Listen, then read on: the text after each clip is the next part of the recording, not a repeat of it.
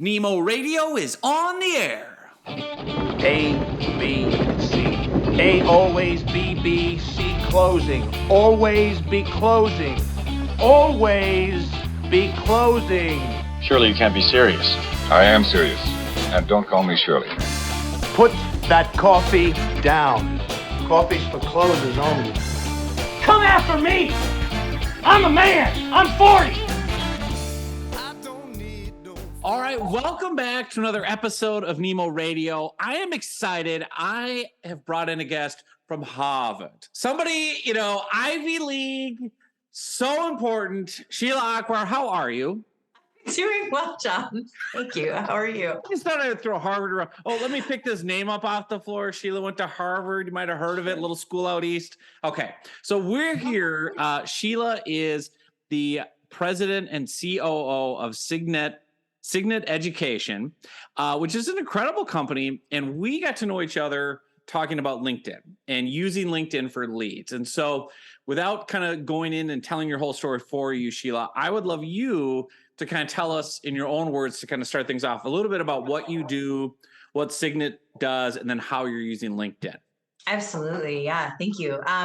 So what do I do? At Signet, we work with teenagers to help them discover their path in life.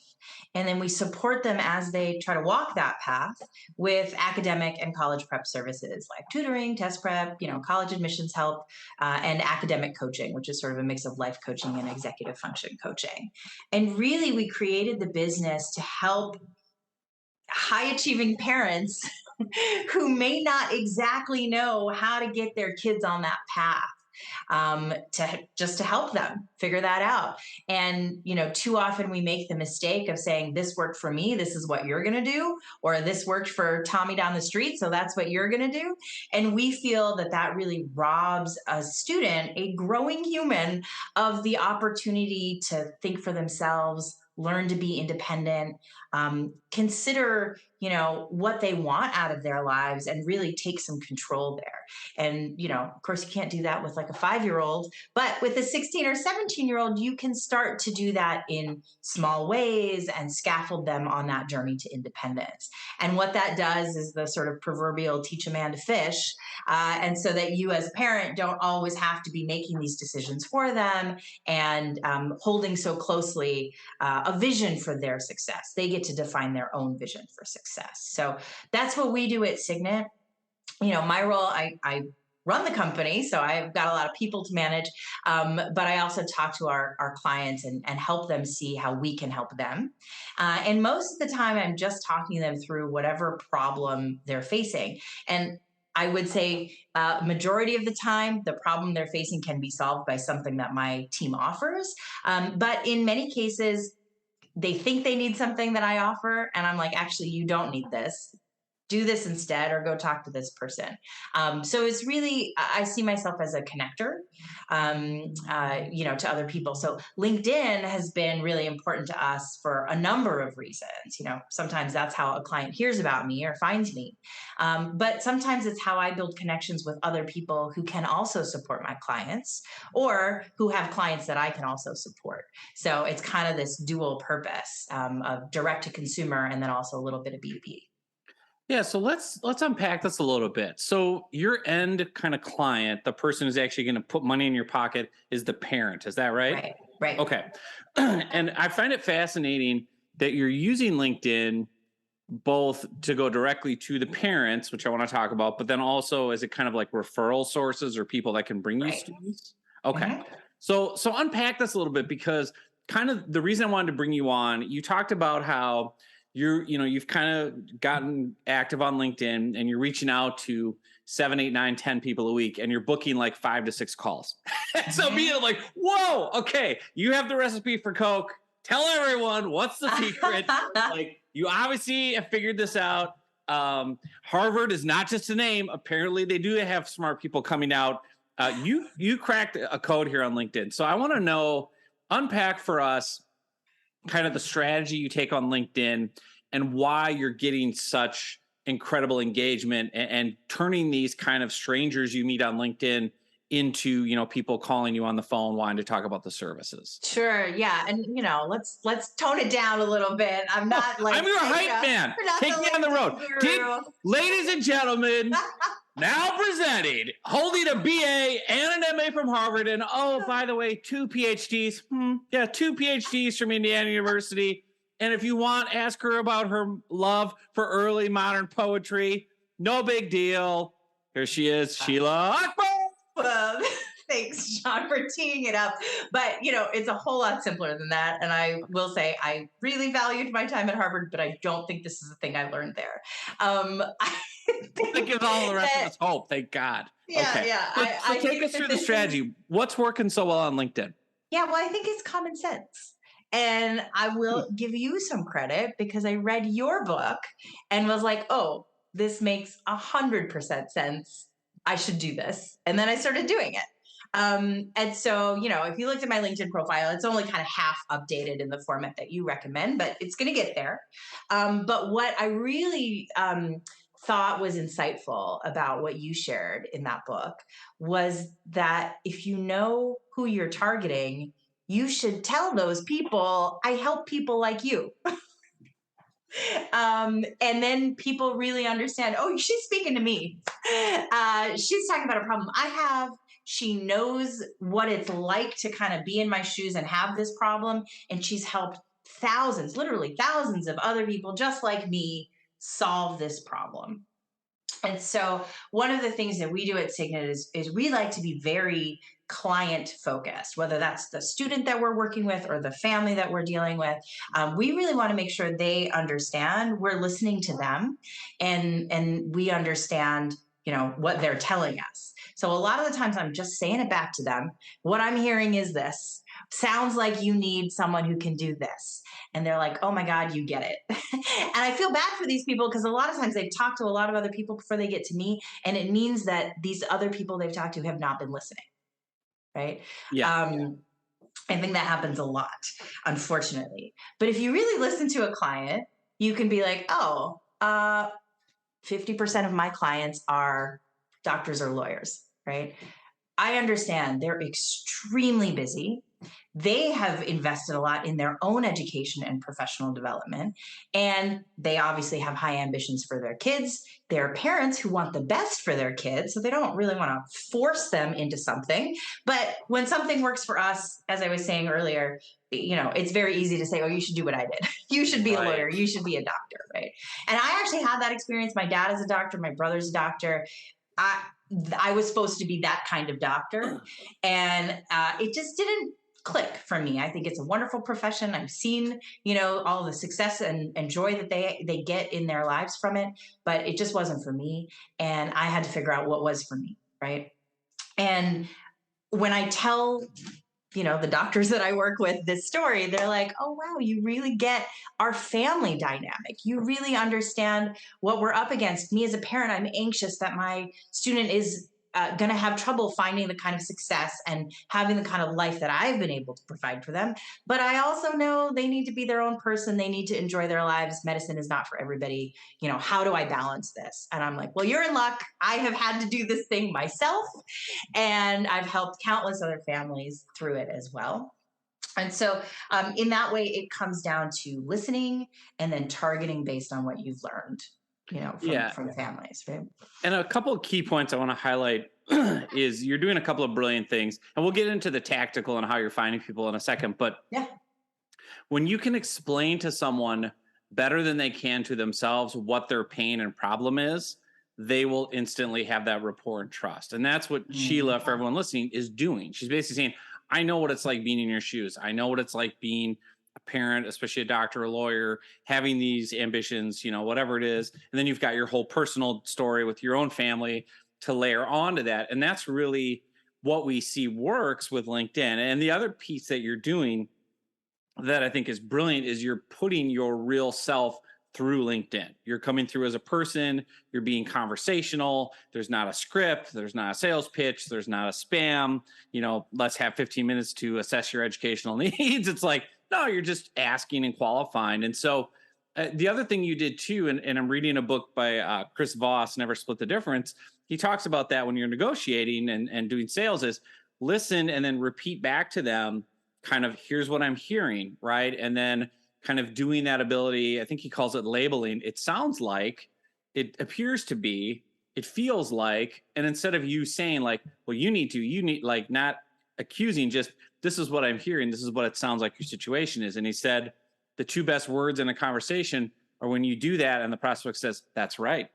Mm-hmm. That's right. That's it. Exactly. You get me. Mm-hmm. Right. And Mm-hmm. that's then, so I love your approach to prospecting and sales.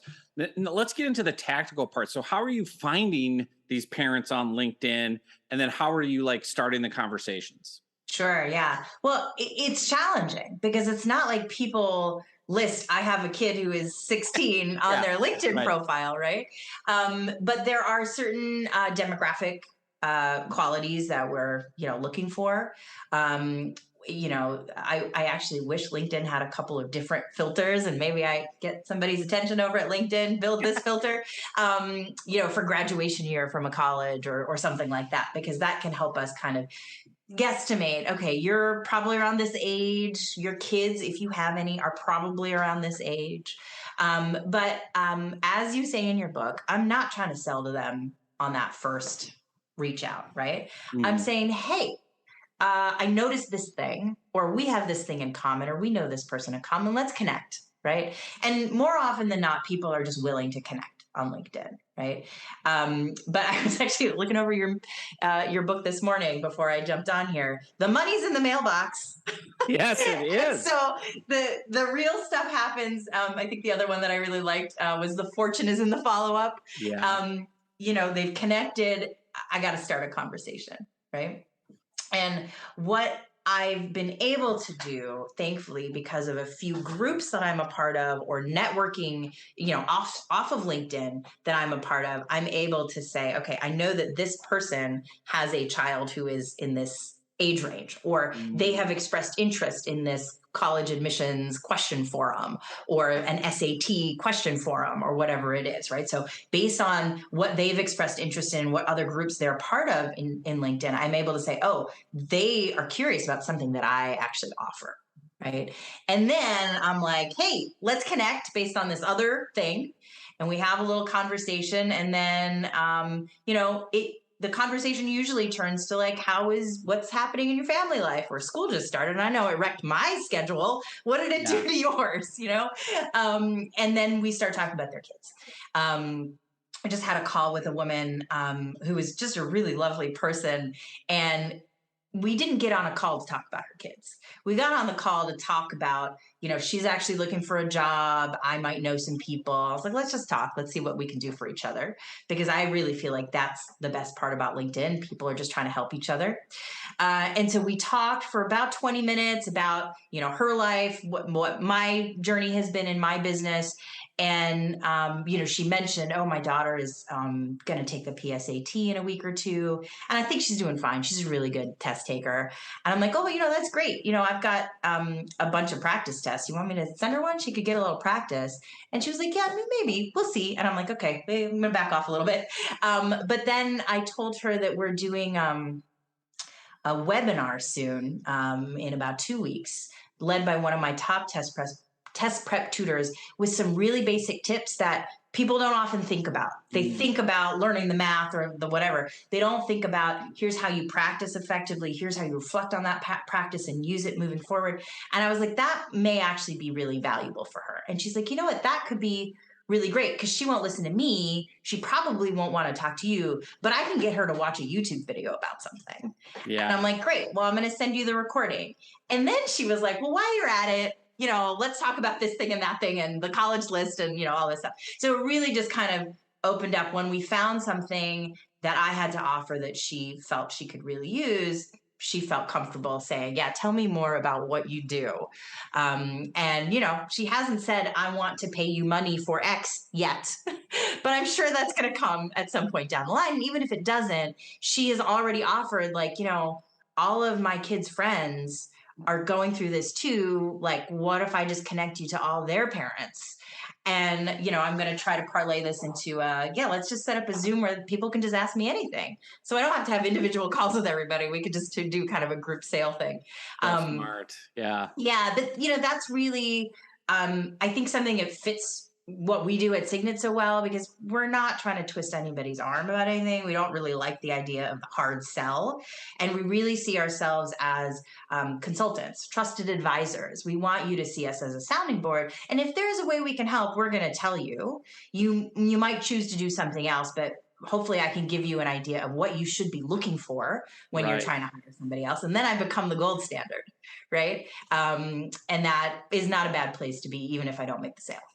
Yeah, and there's so much gold in this, because the first tip that I want people to hear loud and clear, and this is kind of outside the box, is take people you meet in other walks of life, conferences, networking groups, websites, wherever, and go look them up on LinkedIn. Mm-hmm. And then connect on LinkedIn and be like, hey, I saw you attended this conference, or I saw you are in this networking group, or I so-and-so mentioned you're part of this outside of LinkedIn. We've had a lot of success with our clients where they're like, yeah, I went to this event and spoke. Oh, okay. Well, let's get a list of the attendees, right? And let's message people who attended the event and see if they saw you speak. And all of a sudden there's context to connect and context to converse. And so brilliant idea that Sheila's using to say, I'm finding these people in other walks of life. I know their name. I know their info. Like, I can look them up on LinkedIn. Everyone has a LinkedIn profile, but you have context for a conversation or a connection. And then the other brilliant thing that you're doing that we teach and preach all the time is offer something of value. Offer something of value. And like you did that multiple ways with this person was, I have practice tests. Nah, not really. Oh, well, I have this webinar. Oh, but I have a recording your kid could watch, like a YouTube video. Okay. Like, and that's the thing, like you have to test your offers and test your, what is going to catch someone's attention. It might not be a practice test, but it might be a webinar, or it might not be a checklist, but it might be an ebook, or it might be a template. And so that again builds in the reciprocity of, oh, wow, that's really generous of you to give me this free thing that'll help me solve a problem, get something I want. Well, now I'm curious, and reciprocity says I should learn more about you. And so tell me more about what you do, because this sounds really interesting. And then all of a sudden that opens the door. And so I'm not surprised that it's working so well for you, and what's been, what advice would you give someone, Sheila, who's kind of starting cold at this? Like, what did you learn as you kind of dove in, worked best as far as, getting people off of LinkedIn and into conversations and sales opportunities? I think just being human, I don't really have a script. I have an idea of what I want to happen in each interaction, but it's always different. And it should really just be a human responding to another human. And the more we could take it into that arena, the less I think threatened they feel, or like closed off, like, oh, she's just trying to sell me something, right? And honestly, I am not always trying to sell them something. In many cases, I'm like, you just seem really interesting. Or, on a Friday afternoon, I like to take these meetings on Fridays because I'm like brain dead. And I mean, actually the business is everybody thinks about hiring a tutor on a Friday afternoon. I don't know why, but they do. So it's crazy busy at work. And I'm like, I want to have a conversation with somebody, and so I usually set those conversations up for Friday afternoon. And it's always just a really nice way to like go into my weekend and feel like I met somebody new. They had something to offer me, probably, that was interesting. I had something to offer them. Maybe it'll turn into a sale. So I kind of take the pressure off and just try to be a person, and I think so many of us we have interesting journeys, to where we got. Or so where we got to in our lives, right? Or the different things that we've done. And I'm always interested in learning that story, because for a long time, I thought my story was a bad one. Like I tried a bunch of different things. I went to Harvard to be a doctor, and I didn't become a doctor. I went and worked on Wall Street, and then I thought I was going to go to film school. I thought I was going to go to architecture school. Then I went back to grad school, and then I finished my PhD, but I didn't go into academia. And so I have this like feeling like, oh man, I tried all these things and they were like brick walls, and I had to take a left turn.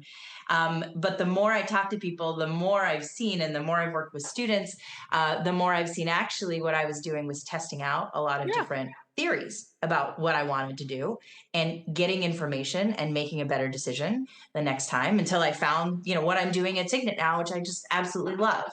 And when I tell people that story, they're like, oh my God, me too. These were all the things I did. And I actually think that that's something that society needs to hear more of, because we have this epidemic of anxiety. We like to compare ourselves to each other. There's so much uncertainty, and we can often feel like failures or imposters. But if we share those stories more, that's going to happen less and less. We're going to understand this is part of the process. Life is an adventure. It's, Forrest Gump's box of chocolates. And, we just can connect in that very human way about those things. And so often those are the things that I'm talking about with people. And when I tell them, this message that, it's a zigzag journey, this is what we're trying to teach kids. Then they're like, oh my God, will you work with my 15-year-old kid? Right. And so I'm building trust in this very personal human way for them to see what we can do for their family. And that's another key element that, you brought up, just that you naturally do, that's so important, is being transparent, vulnerable, authentic in your engagement with people, whether it's through LinkedIn messaging or status updates or just one-on-one conversations. But you're absolutely right, Sheila. Like, we all compare ourselves to someone's online persona where everyone looks perfect and polished, and we're like, dude, I'm a mess. Like, I barely got out of bed. And when someone can let their guard down, and I talk about this a lot, but you don't need to make it an episode of Oprah or Dr. Phil, but more just like, hey, you know what? Everyone, you're telling me this about your kid. That's totally normal. Like, I felt this family pressure to be a doctor, and I went to Harvard for it, and I ended up not doing it. And then I tried film school, and that didn't work. And then I went to Wall Street, and that didn't work, and got a PhD and didn't even do academia. And here I am running a company. Like, your kid's going to be fine. Like, but they need a trusted guide to see the experiences and have the right mindset. And so that builds such trust. And I think the other key thing that you shared is what I really see working best on LinkedIn is that one-on-one kind of personalized interaction, almost treating your LinkedIn messages like a virtual coffee meeting until you move it to an actual call. Yep. And I will have people push back and be like, well, I can't do that. That's a waste of time. I can't do that with 100 people a day on LinkedIn. I'm like, absolutely not. But do it with the 10 people that are interested in your topic. So what I say is, like, cast your net far and wide of, hey, just curious, do you have kids? Are you looking, do you have any high schoolers? As school starting up, is that impacting you guys? Oh yeah, man, we've got 3 high schoolers. Well, now there might be potential interest. Now it's worth your time to go deeper with that person. Look at their profile. Where do they live? Where did they go to school? Find some icebreakers, ask them about their family, as opposed to, oh no, I'm single. It didn't impact me at all. Right. You're like, oh, well, you're not a lead. Okay. Nice to know. Like, that's the secret I found with LinkedIn of how to scale the one-on-one personal approach is identify interest first and qualify first, just to a small degree, even then go deeper on the personal. And I found that works really well, even when I'll reach out to a business coach and say, hey, just curious, are you looking for any more clients or wanting to get more leads? And they'll be like, no, I'm full, or I'm retired, or I have too many referrals. Oh, well, then I won't waste your time or mine, rather than doing all the personal stuff. And so that's just a great model that you're kind of showing people. So how do you track everything? Like, do you have lots of spreadsheets? Are you just kind of riffing through? Or, how organized, how do you keep track of everybody you're talking to? Well, that's the difficult part, I would say. I am tracking who we're reaching out to. And then as messages come up, I have an executive assistant who helps me with this. I don't want to pretend I do this all on my own. Yeah. She's building my spreadsheets. She's also quite smart, so she can think about, okay, what do we have in common? Like, what do I need to say to this person? But yeah, like I said, we're only doing 10 a week. So that's not a ton. And then as the messages come up, I'm just responding to them. I've got a couple times in my week where I'm like, this is my LinkedIn message time.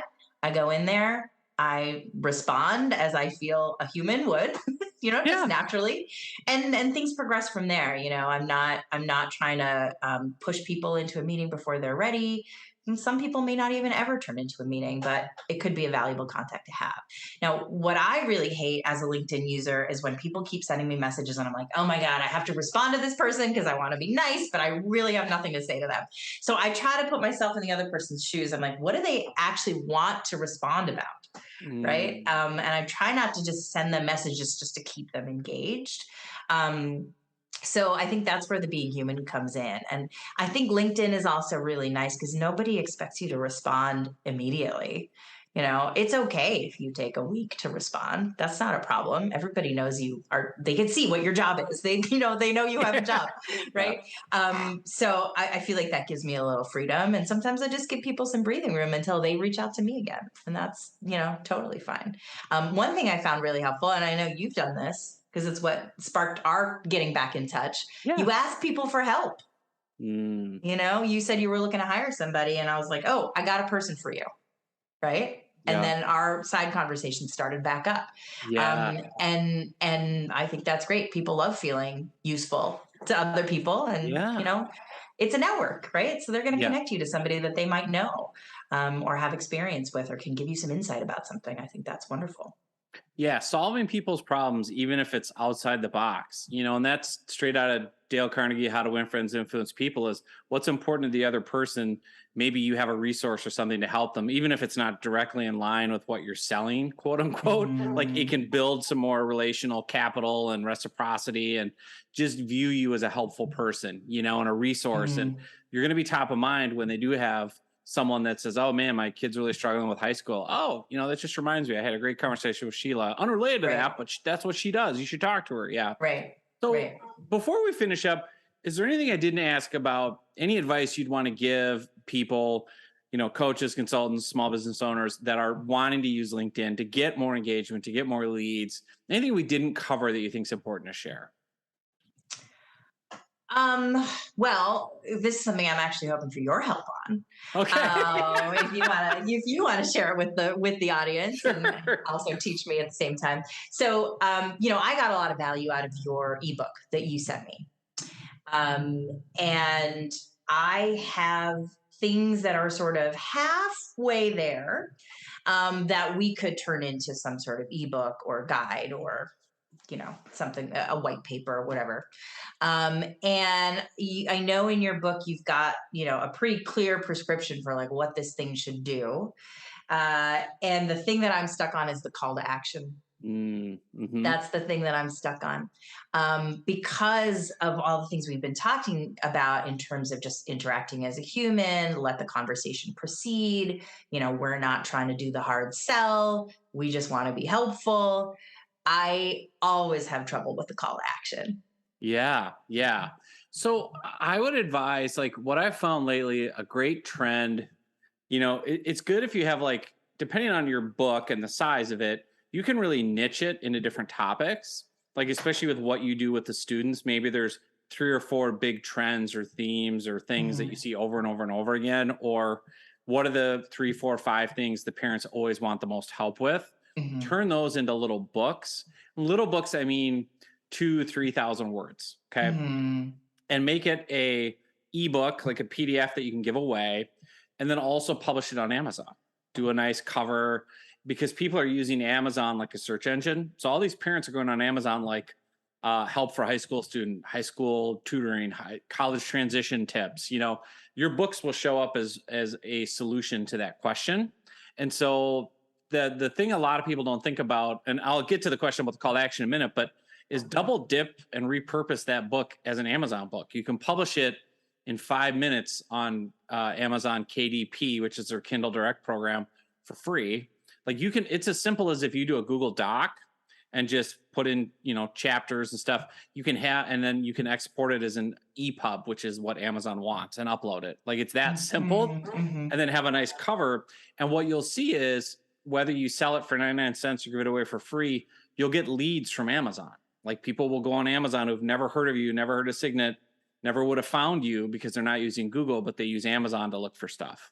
So that's one tip. As far as the call to action, I always like extending the book with, video or something on demand or extra resources. So it could be, say your topic is about how to ace your college entrance exams. So maybe you have a small book about that.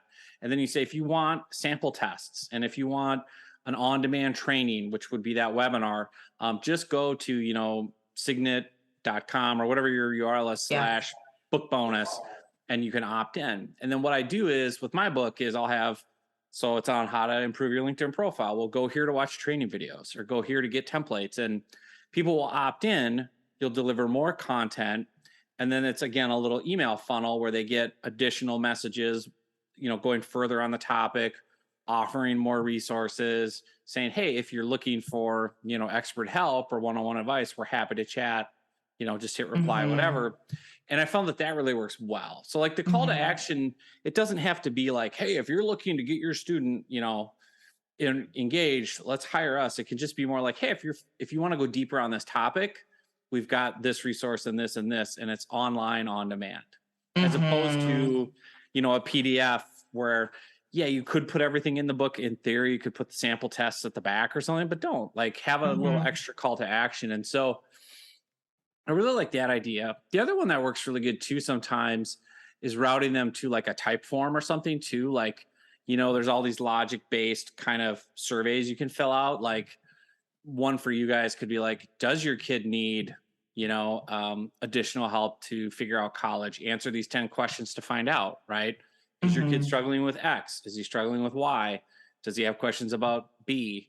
What was his grade on the ACT? Like, and then spit out like a custom report, like, hey, based on what you're telling me, we would suggest this, this, and this. And oh, by the way, here's links to free resources on each topic. Like it kind of gets deeper into that whole, what other questions do you have? And then if your answer is this, I can give you this. That's kind of the nuance of it. And the other big thing I would encourage you and everybody else listening to put into your book is your story. Right? Because at the end of the day, we're still buying Sheila. Like even though we get Signet and we get all your resources and trainers and educators, I want to feel a connection to the brand, and I want to feel a connection to the company. And how do I really know them? Well, it's the people. So like your whole story about, if you can weave that into the book, so it's not just data and facts and case studies, but it's more like, hey, I'm a parent, or on my own journey, I remember sitting in the living room with my dad saying, you need to be a doctor, like, oh, like, and that whole thing, like what you're already doing one-on-one and sharing your story, put that into the book. Right. And then people really, I found that works incredibly well when I'm doing, sales on the other end. If they've read the book and if you've done a good job putting your personality and your story in there, they feel like they already know you. And then they're like, I really related to how you started your business in a bedroom with a folding card table and a pretzel box, which is how I started, and shared that story, and it's like, yeah, okay. And I'm an entrepreneur too. And so I think those are all things, putting yourself into the book, telling your story. And then the call to action really being, if you want more resources, go here to get them. And it's an opt-in, right? So, give us your name and email, and then we can deliver you the extra resources, the sample tests, along with follow-up emails, right? Invitation to a webinar to go deeper. And again, you can sort it all like choose your own adventure. Well, you're interested in these topics, I'll just give you more of this, because you guys already have all the resources. You just need to line it up. And then that way people can kind of, as you said, they can consume it when they want, how they want, and pick what they want. And then it all leads back to you. Yeah, I like that a lot. We got it all figured out. Yeah, okay, now I'm all set. Thank you, John, very much. Yeah. But that's one of my favorite. Go ahead. Oh, wait, you go ahead. Oh, okay. Well, one of the things I was going to say is, in your book, I feel like you talk about it as like, okay, this is super simple, guys. Just do this, right? And there's a part of me as a very busy business owner. I'm like, can you just do it for me? Right. Exactly. And that's what happens with our parents, right? They're like, okay, this seems really simple. I don't have the time, number one. And number two, my kid's not going to hear it from me, but they will hear it from you. Right. And so that's kind of a piece that I always like to address. Like, I'm happy to talk to your kid if you want me to. And they're like, oh yeah, would you, can I pay you for that? Exactly. Like, yes, you can. You can. Yeah. And that's goes back to you knowing your audience and you knowing better than the parent themselves what the challenges and problems are. And so when you explain to them why and how you do things, they say those two magic words. That's right. That's right. Exactly. I know he won't listen to me. And if it comes from me, it's a dumb idea. But if it comes from someone with Signet who, you know, he feels like he can relate to, he'll do it. Yeah. Or if it's phrased in the way that Signet does, where it's about the kid and what the kid wants and not mom and dad telling you have to. Right. You know, but it's empowering the kid to make the decisions like you guys do.